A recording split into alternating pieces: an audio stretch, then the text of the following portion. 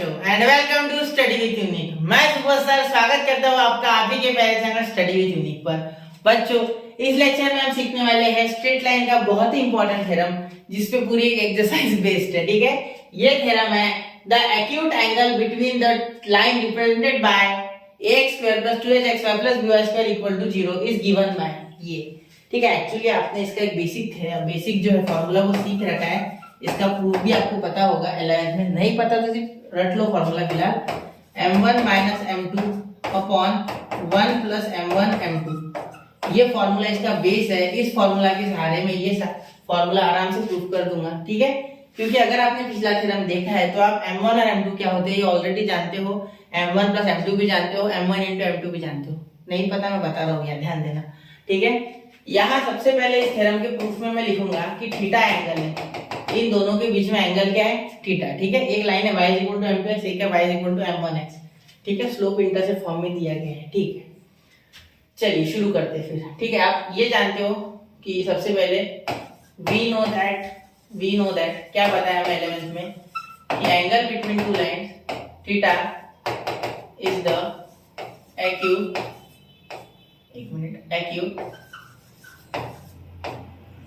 theta is acute angle between two lines। ठीक है, represented by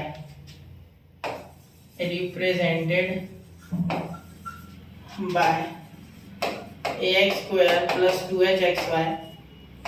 वही का लिखा है मैंने। ठीक है, कुछ नया नहीं लिखा। by² = 0। अब मेरी बात पे ध्यान देना, गौर से सुनना मेरी बात। ठीक है, यहाँ क्या हो गया बेटा, मेरी बात पे ध्यान देना। यहाँ क्या सुनना है आपको, यहाँ tan थीटा का फॉर्मूला लिखना है जो आपको पता है। tan theta is equal to m1 - m2 / 1 + m1 × m2। ठीक है, चलो क्लियर। अब ध्यान देना मेरी बात पे, यहाँ m1 - m2 की वैल्यू हमें नहीं पता है, m1 m2 की पता है। ठीक है, इसे दे दो नंबर 1। ठीक है, यहाँ मैं जानता हूँ कि m1 × m2 होता है मेरा a/b। ठीक है, क्योंकि कैसे बताइए हमें। ठीक है, आप अगर ध्यान दोगे बेटा तो यहाँ a/b जो है, ठीक है, वो कैसे आया, तो हमने यहाँ x² से डिवाइड किया था। अभी बताता हूँ आपको, ध्यान दो 1 मिनट। बहुत सारे हो गए स्लाइड्स। हाँ, यहाँ देखो ये इक्वेशन के साथ b/x² + 2hxy/x 2hy/x + a। ठीक है, तो यहाँ ये आपका a था, ये b था, c था, तो c/a होता है फॉर्मूला, तो c/a, तो c/c यानी a है यहाँ, और आपका a जो है वो यहाँ b है, तो a/b। ठीक है, m1 + m2 का क्या होता है -b/a, तो b यहाँ है 2h है, और आपका जो a है वो है b। ठीक है, तो -2h/b। ठीक है, ध्यान देना, -2h/b। क्लियर। तो यहाँ अगर आप ध्यान दोगे इस बात पे, ठीक है, गौर करना थोड़ा। ठीक है, ये मिटा दो क्या मैं, ये आपको पता है ना। चलो ठीक है, तो यहाँ अगर आप ध्यान दोगे इस बात पे, थोड़ा सा समझो। ठीक है, यहाँ आप लिख सकते हो m1 + m2 = -2h/b। ठीक है, ये तो आप जानते हो, वी नो दिस। ठीक है, अब यही आप एक चीज सॉल्व करो कि m1 - m2 इसमें कैसे निकाले। ठीक है, तो आप क्या कर सकते हैं, एक फॉर्मूला आपने सीखा था बचपन में, m1 - m2 = ये थोड़ा छोटा कर लेते हैं, m1 - m2 = m1 + m2 का होल ब्रैकेट का स्क्वायर। ठीक है, -4m1 × m2। अब मेरी बात पे अगर आप ध्यान दोगे, ठीक है, थोड़ा सा, तो आपको मैं थोड़ा सा एक सिंक करके बताता हूँ। a + होल ब्रैकेट स्क्वायर का फॉर्मूला आपको पता है, a² + 2ab + b²। ठीक है, ये आपको पता है।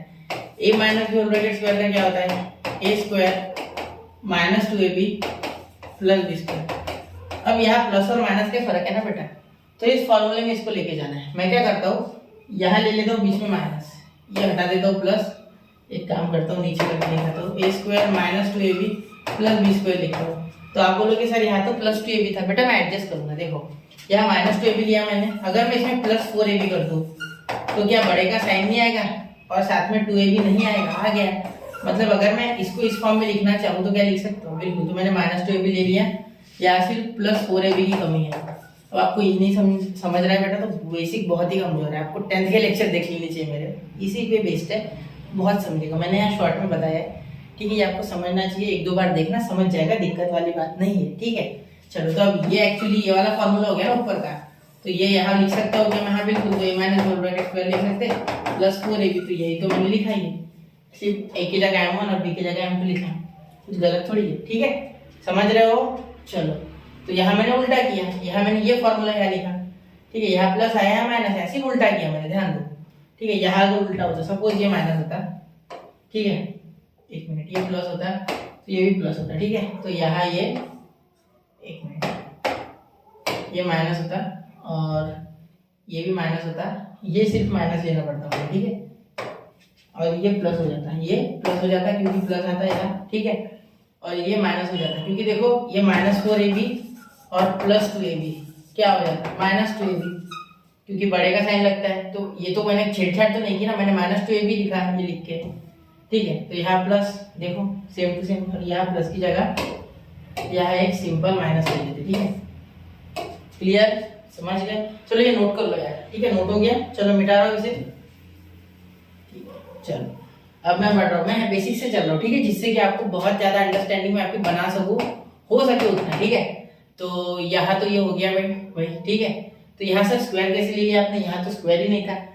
देखो बेटा यहाँ भी स्क्वायर है। ठीक है, यहाँ स्क्वायरिंग करनी थी मुझे दोनों साइड। ठीक है, मैंने नहीं की क्योंकि स्क्वायरिंग के बिना काम नहीं जमेगा, हमें m1 माइनस m2 की वैल्यू चाहिए ना, तो दोनों साइड स्क्वायर करना ही पड़ेगा।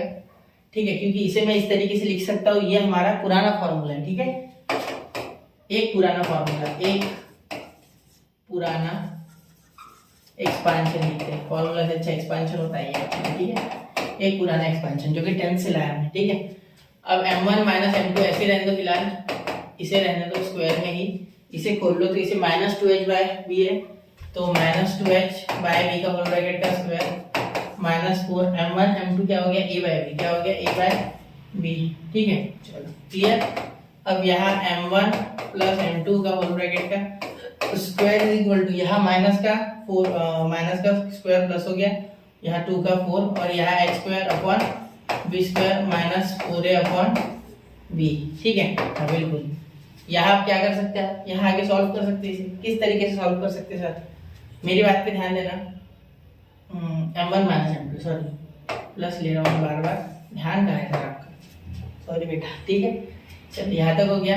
अब इसे सॉल्व करो, यहाँ b स्क्वायर का एलसीएम ले लो। ठीक है, b स्क्वायर एलसीएम ले लो, तो m1, ध्यान सर ध्यान, सॉरी तो फोकस सर फोकस। ठीक है, अब देखो यहाँ b स्क्वायर अगर लेते हो आप एलसीएम, तो यहाँ b एक कम है तो ऊपर नीचे b से मल्टीप्लाई, यानी यहाँ आ गया 4h स्क्वायर माइनस 4ab। ठीक है, मेरी बात पे ध्यान देना, यहाँ b स्क्वायर था, यहाँ ऊपर नीचे b से मल्टीप्लाई किया तो यहाँ b आ गया और यहाँ b स्क्वायर तो एक साथ आ गया, तो m1 माइनस m2 का square is equal to 4 common आ गया। ठीक है, ये आ गया h square minus ab upon b square. ठीक है, चलो अब यहाँ क्या कर सकते हैं आप? यहाँ आप अब शांति से रूट ले सकते हैं, शांति से रूट ले सकते हैं। ठीक है, दोनों साइड रूट लोगे तो m1 माइनस m2 की मैं थोड़ी डायरेक्ट वैल्यू लिख रहा हूँ, m1 माइनस m2 आपका आ जाएगा बेटा 4 की जगह 2 रूट लोगे तो ये अंडर रूट, ये b बाहर आ जाएगा। ठीक है, ये b बाहर आ जाएगा, ये हो जाएगा under root h square minus ab,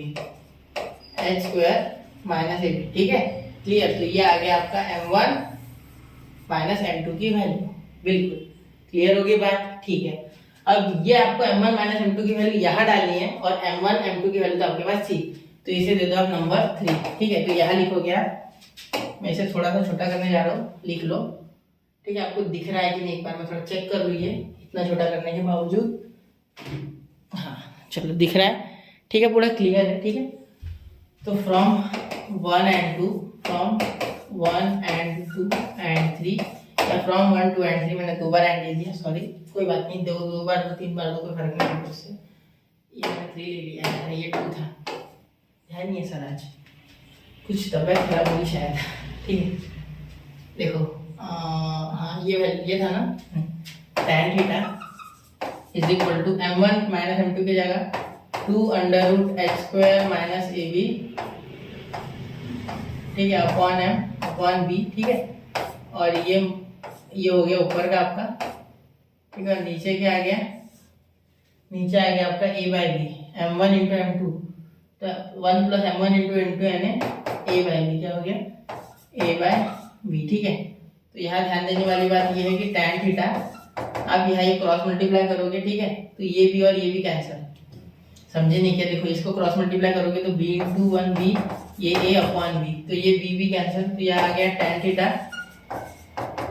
equal to, यहाँ हो गया आपका 2 under root H square minus A B, ठीक है, अपॉन b प्लस ए। तो ये b प्लस ए क्यों लिखूँ मैं, क्योंकि मुझे a प्लस बी बोला गया है, तो मैं a प्लस बी लिखूंगा, ठीक है।